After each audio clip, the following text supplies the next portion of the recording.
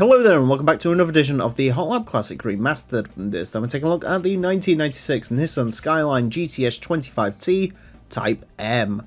Another rear-wheel drive R33 to take on the cause. We've had the naturally aspirated one. Like last time, it is the turn of the turbocharged variant, which does come in this quite cool looking race mod. The R32 we had last time had quite a boring race mod. This one has shapes and cool stuff going on. If you use the default colour scheme on this, it pays homage to the Unisea Jex JGTC cars, but I've chosen this silver and blue livery just to be a little bit different. So, yeah, it does look quite cool, though. And statistically, yeah, it should be quite cool as well. Front engine rear-wheel drive, 441 horsepower, 1,161 kilos. If you're keeping track at home, that means this has 50 more horsepower than the R32 from last time, but it does weigh 100 kilograms more, so is that going to hurt it? Well, when the naturally aspirated version of this car came round, and compared to its R32 brethren, it lost, so it'll be interesting to see if the extra power can help it out this time round. Let's get on to the track. This car is going to have 6 laps of the Motorsports Land track to set the best time it possibly can. Our current leader is the Audi TT LM Edition. That car set a time of a 26.690. The Skyline GTS25t Type M is unlikely to beat that. In terms of a benchmark, well, the naturally aspirated version, which ran without race mod, that set a time of a 31.120, the GTS25 Type S. So it was slower than its R32 companion. Is this going to be slower than its R32 companion? Well, I mean, if it is, it won't be through lack of trying, because that R32 was phenomenally quick last time out. That car set a time of a 30.078. If I'm being honest, I'm not expecting that level of performance from this, especially given its weight disadvantage, but we will see as we lay down the gun on the first lap. 30.415, that's still very quick though. That is still ferociously quick from the R33, and there's definitely a chance to go quicker as well, because we're capitalising on that slide into that bend.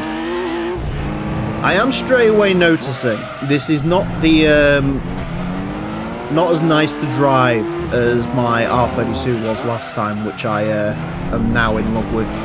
Yeah, this is a little bit more. I don't think it's so much even the weight, it's the extra power you can really feel in this, and it sort of makes it a little bit less stable. It's a little bit less friendly to take into the bends.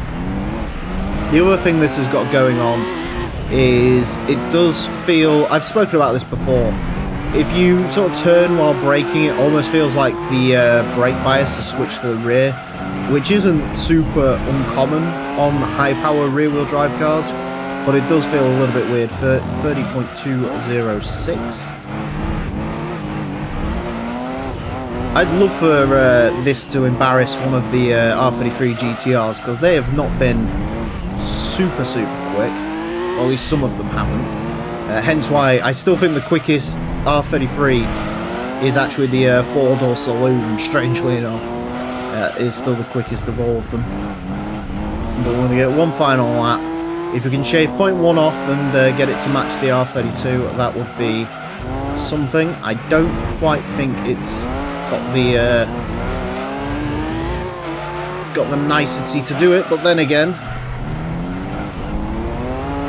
nice driving cars sometimes do well around here, or not so nice driving cars, I should say. I've definitely seen that before. To the line, 30.056. It just pips it. It just pips it. That is, wow.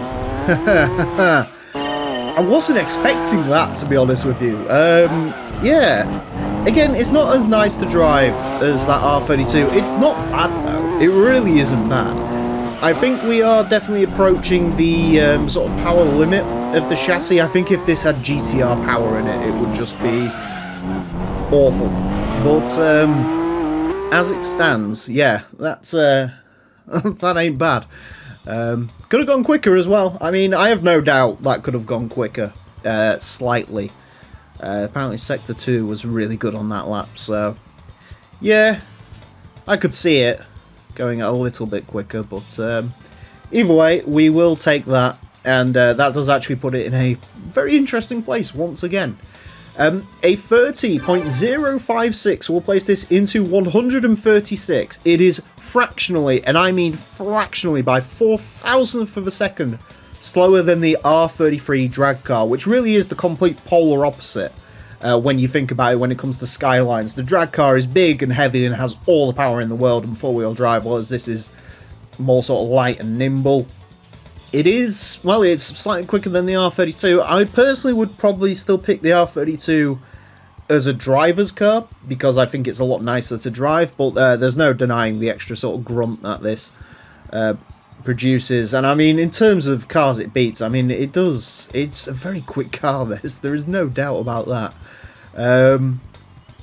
Again, another sort of value for money proposition as well, because I think you could probably buy one of these as your first car, and if you can't, it's only a couple more, credits more expensive than that. So yeah, pretty good. I think we all know where this is going. Join me next time when I'll be driving something completely different. Until then, farewell.